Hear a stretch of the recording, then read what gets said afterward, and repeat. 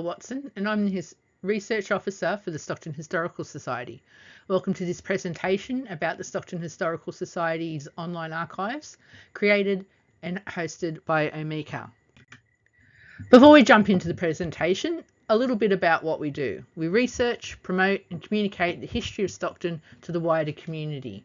We do this by not only preserving things, but by also telling stories. This is done through projects like our historical signage, supported by council and local businesses. We also publish a journal, books, and a Facebook page. The first question is, why do we create an online repository? And the simplest answer is access, access, and access.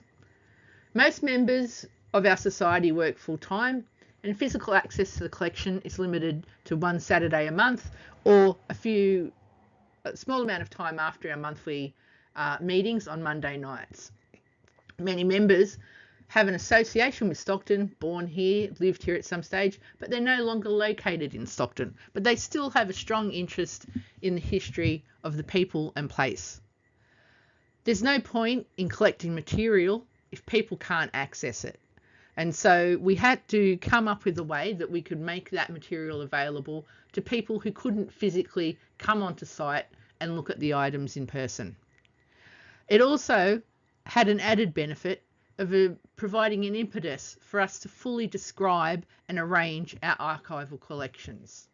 As you can imagine, it's very easy to be given a lot of material, but recording that and putting that material into context takes a lot of time and effort and can be a real struggle for small societies and often gets put on the back burner. Our first job, once we decided to do this project, was to decide on what software were we going to use.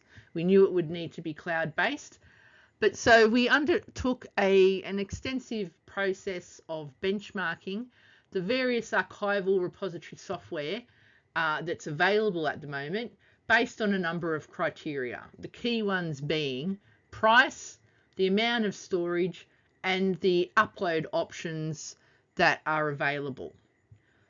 As a small society, cost was obviously probably one of the key factors. Many commercial packages are targeted at large institutional organisations, and they're just out of the budget of small historical societies and museums. Omeka is free or very low cost.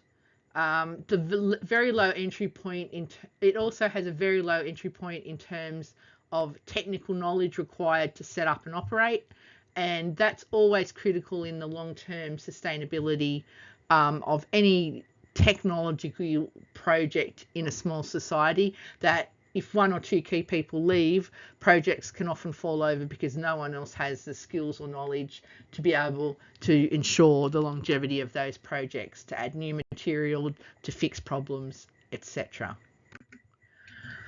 The process was 4 basic phases, some of which could happen in parallel. First was processing and cataloguing. As I mentioned, we didn't have a full catalogue for our material that we held. So part of what we did was process and catalogue. So we organised our collections, how we wanted them to be organised. We then needed to create a spreadsheet that gave each item an individual unique identifier, had information about the title, a description, any other metadata that we thought might be useful. In this case, because we knew we were going to use it for our Omeka instance, we made sure to look at things like tags, subject headings, any information that people might be using to search for material in the repository. Parallel to that, the various items needed to be digitised.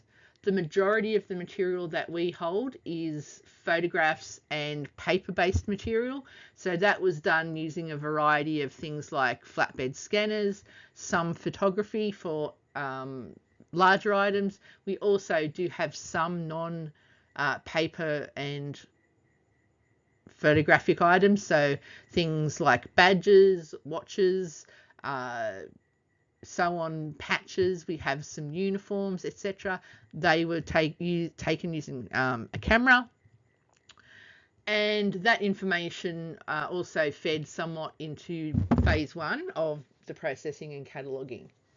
The next phase was the site preparation. So that was things like deciding the layout of the pages, what metadata we wanted to have on the pages, and the colors, logos, all that sort of material.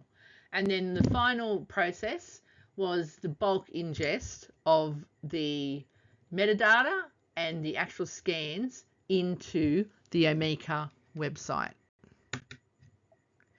Now, most of you can use Omeka out of the box, so, and without doing anything to it, and still have a really good repository. However, the secret weapon for Omeka are the really powerful plugins that you can use to add functionality to the basic Omeka website. I won't go into a lot of detail, but I'll just give you an idea of what that means. So, for example, the CSV imports. When we were putting the catalogue together, all of that information went into a spreadsheet.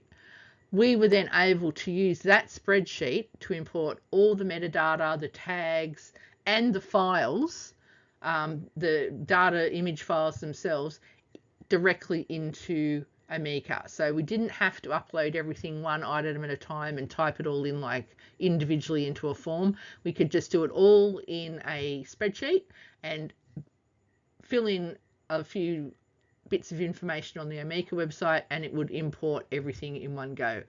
This is really a massive time saver, and it also means that multiple people can be working on your spreadsheet. So you might give the spreadsheet out to several people, and each person works their way through a collection, and then you can combine the spreadsheets or do it collection by collection, which is how we did it, and progressively upload that information. Simple pages lets you create just blank web pages, like say that would look like just a blank page on a website or a blog post. And then you can use that, for example, for your welcome page, or if you want to write a about us page or something like that. Simple vocab is a way of creating a controlled vocabulary. So a controlled vocabulary is basically a set of words that you're going to use to describe your collection. So for example, we had to make sure that our controlled vocabulary had a lot of information about maritime items, so lots of different ways to describe boats, lots of different ways to describe industry, because a lot of our collection is related to that.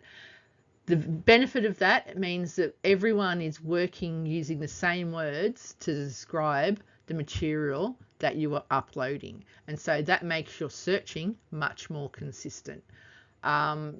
We also use, so you can create your own or you can import vocabularies.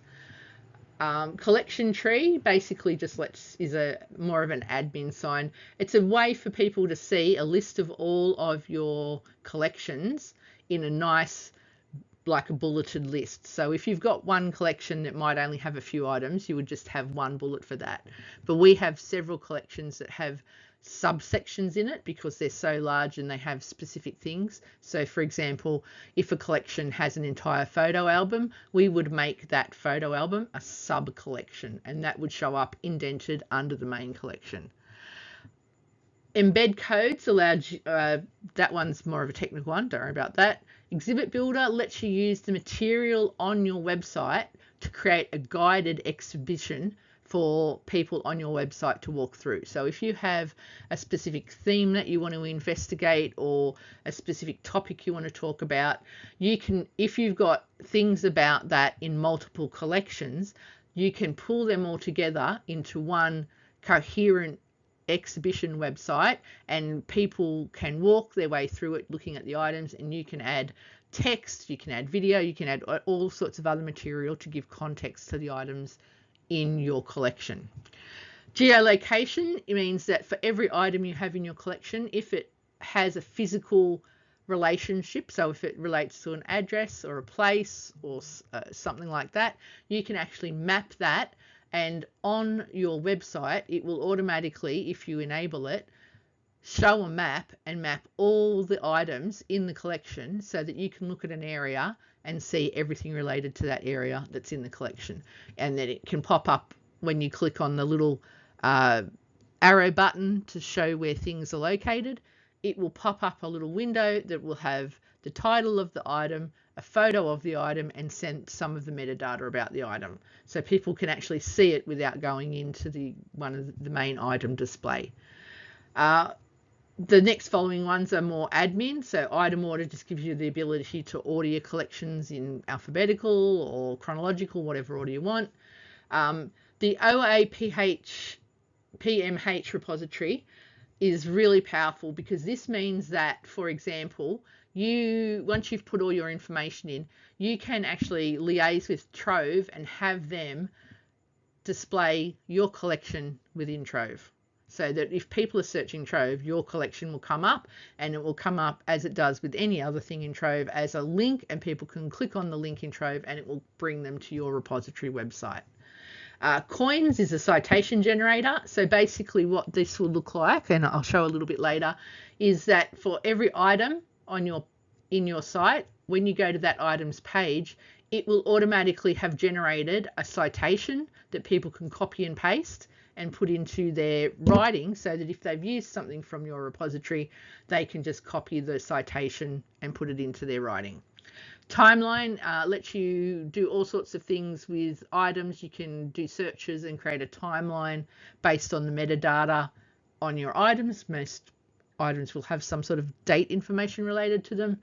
And PDF embed and PDF text. If you've got a document, rather than showing each individual page as an item, you can just upload a PDF and have the PDF there as something for you to look at. So this is what the background of Omeka looks like. So this is a dashboard. It basically gives you a summary of what your site looks like. So we've got 924 items. So that's an individual record of an item, of a photo or a document. We have 28 collections so far on our website. We have 318 different tags. We're using 16 plugins. As I said, plugins are great. And we are using the Miglio theme, and we have 3 exhibits. Before we look too much in the background of the Omeka system, I'm just going to do a quick tour of the live site so you'll understand how some of the things I'm talking about actually shows up on the website, and so you can see what the output and the input look like compared to each other. Our starting place is our homepage. A lot of this is automatically generated by Omeka. We've just added some of the custom graphics, so the header and that sort of thing.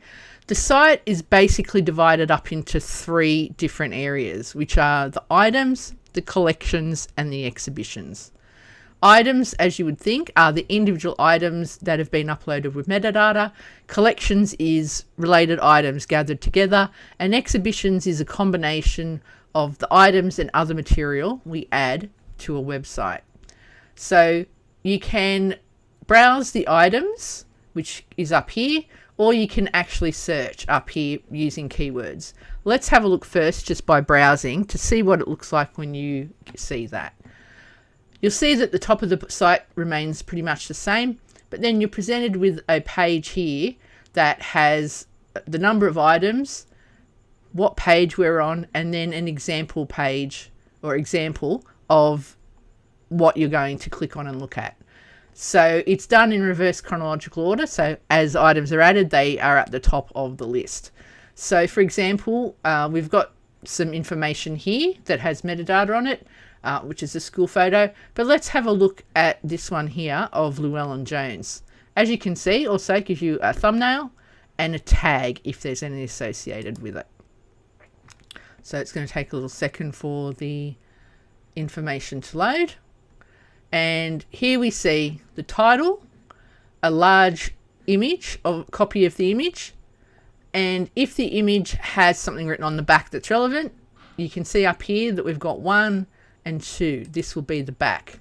In this case, this is a gold mine, and I was very happy when I found this because it literally told me everything I needed to know about this image.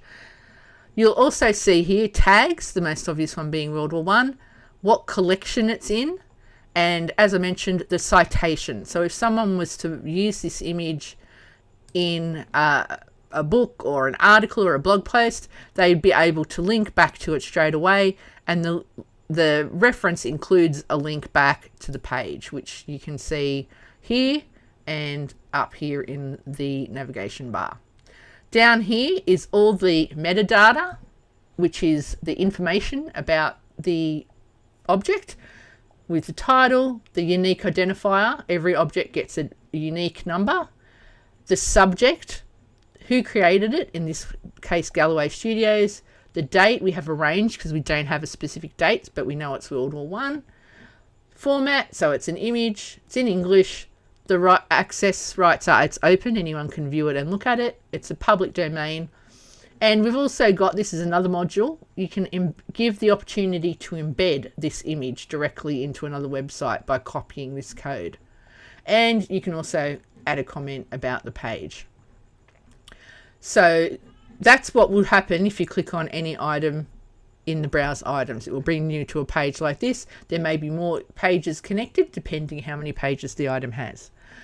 The other way and to look is, as I said, tags. So if I was to click on this one will show me every item that has the World War I tag, and we can tell up here that there's 69 of those. Now a lot of these are going to be from the same object, which is our photo frame, but once we get past those images, you'll be able to see anything else that has a World War I tag on it.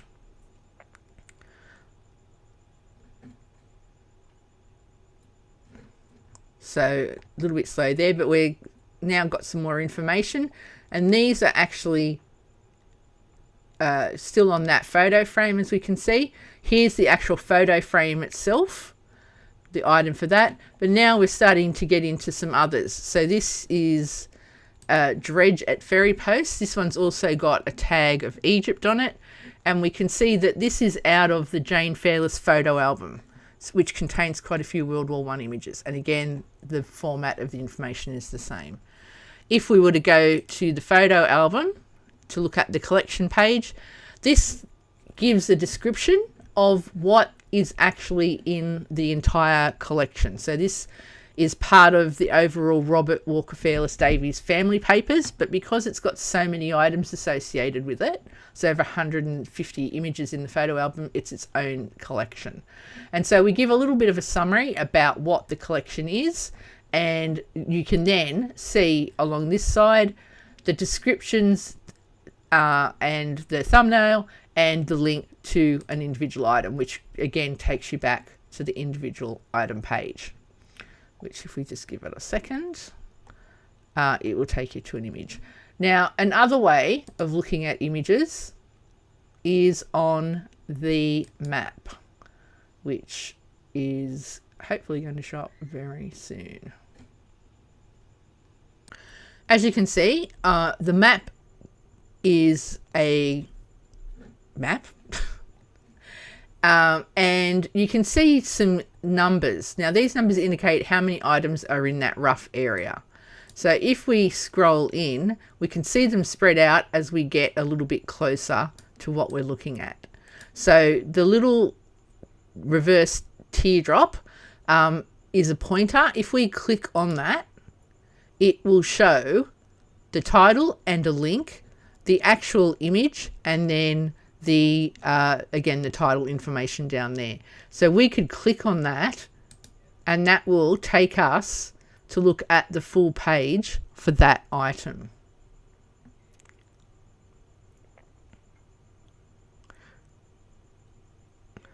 You'll also note, so here we are for that. So if we go back to the map,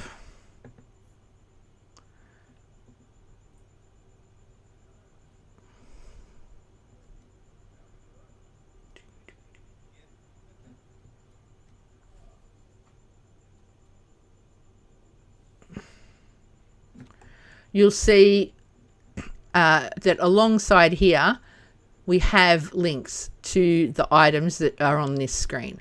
Now you can have everything show up on the one page, but we've split them up into, I think it's groups of about 50, so that only a certain number will show up. So that's why it's 1 of 4.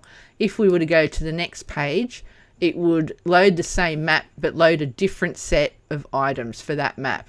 Because they're mainly about Stockton and it's all generally in a very small area, the map would become very overwhelming if we weren't splitting them up. As you can see, if you click on them, they then radiate out. So this is all related to the Stockton Anglican Church.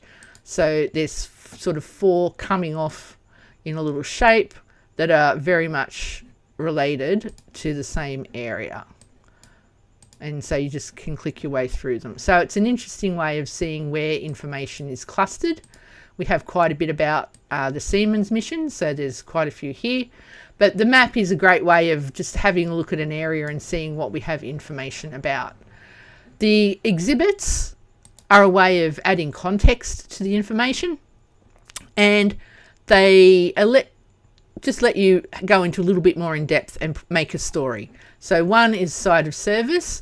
This is about what most people would recognise as Westcott.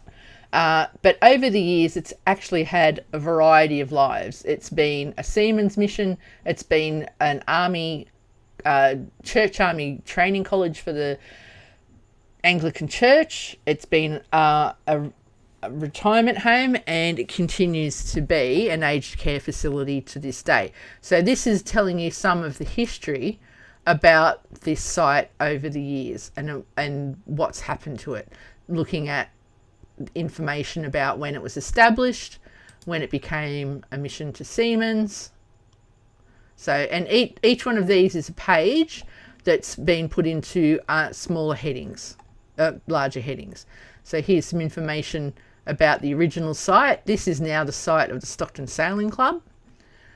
So if we drop down to here, this will then take us to the next session about the planning of the site, what it actually looks like. You can travel the exhibition by throwing the prompts, but it just gives you a little bit more information. Now that we've had a look at what the site, how it's laid out, what it looks like, we can have a look at the back end. So we've already had a quick overview of the dashboard, but here's where in this menu, where we actually start adding contents to the website.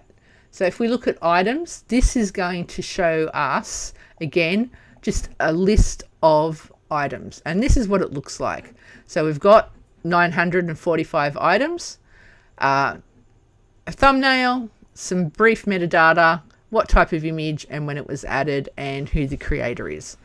So if we wanted to change any of the information about one of these items, we can go into edit and it will pop up this form.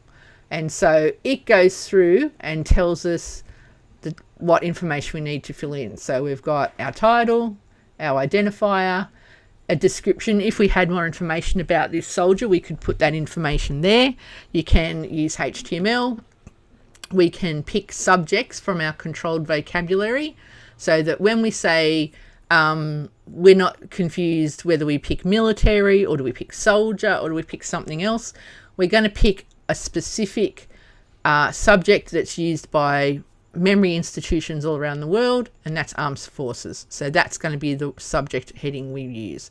We can use tags to make those other use those other terms because that's what people will search for, but we need something, if we're going to work with other institutions like Trove, use the terminology that their systems are going to be familiar with.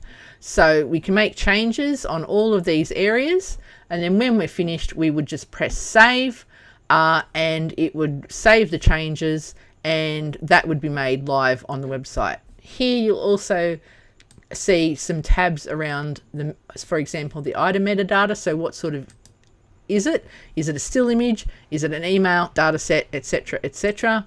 And if we wanted, we could put in the physical dimensions. So how wide and how high is the image? What the files associated with it are, and in this case it's the front and back image. The tags, so what tags have we used for this item? In this case, World War I. Have we mapped it? No, because we don't know any mapping information about this.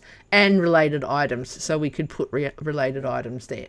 So if you were to want to manually add a new item, it would be a matter of, after we just save that, we haven't made any changes, so nothing's going to happen. We would go over to our menu and look at items. We wanted to add a new item, click the green button, and basically same form, fill in the information. And unless we add item, and that, which is the save button in essence, it's not going to save it. So this collections work basically the same way. Here's a list of our collections. It will, the only difference is it will tell you how many items are in each collection. So as you can see, some collections literally only have 1 or 2 things, others have 200. It just depends. Same methodology, click add collection. It will take you to a form where you fill out some basic metadata. This will be slightly different than the other page, but it will have some of the same information. So title, a unique identifier for it, description, what's it about, creator, all that sort of information. All of this will be in the spreadsheet that you've initially created, which you can either import or copy and paste, depending on how you'd like to do it. If you want to make it part of another collection, you would just pick one here. So for example, you'll see that the Eric Pitt digital collection has 2 subsections in it, and some of the others have, the Robert Walker one has several. So when we created this one, we would choose to put it in that collection there. Simple pages, again, everything basically just works on adding a new thing and filling in a form. It is super easy to do. You can get a lot more fancy if you want to, but you don't have to. Mapping can be done by importing the mapping data when you import an item, or if you go to an item, and sorry, I should have showed you this when we were looking at item pages.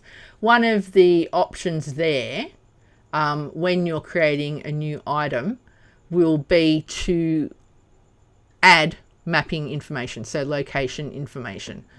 So, oh, no, we want to edit. So if we edit one of these images, one of these items, one of the options is map. So there's no mapping information there. If we did want to add location, it literally would be the case of clicking where it wants to go. So we could scoot in and we say, let's say he lived on King Street. If we were to click there, it would drop a little pin and then add this item to the map on the pin automatically. We're not going to do this, but that's as simple as it is. That's how easy it is to do it. And some of these are the simple vocab. So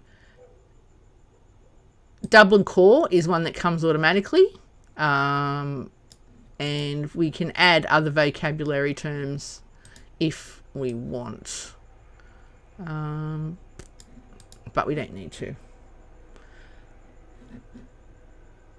So I think that gives you an idea of the usability of the system.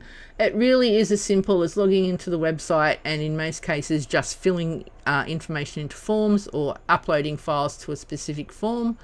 Everything can either be done manually or a lot of it can be done in bulk using the CSV import. It really just depends on people's level of comfort or how many people are doing it. It's whatever suits your organisation. And so what's next? We're going to continue to add new collections from our holdings to the online repository, and we're hoping to also teach or give guidance to other small heritage groups or even individuals who'd like to share the material that they have. And so before we go, I'd just like everyone to look at this image, and this is one of a very tiny picture that was in a photo album held in one of our collections. Many people may be familiar with the Dinkum Girls. They were a Stockton patriotic group during World War One, and after the war, they then pivoted, as so many other community groups did at the time, to providing support for the Spanish flu epidemic that hit Australia in 1919. And we only had, prior to digitising this album, one other photo of the Dinkum Girls. So it's a really important photo, and we're so happy to share this image with people by our repository. So if you'd like to have a look at it, the address is down there, or you can search for Dinkums. Thank you for watching. Please leave any comments you'd like to underneath our video. We'd love to hear from you.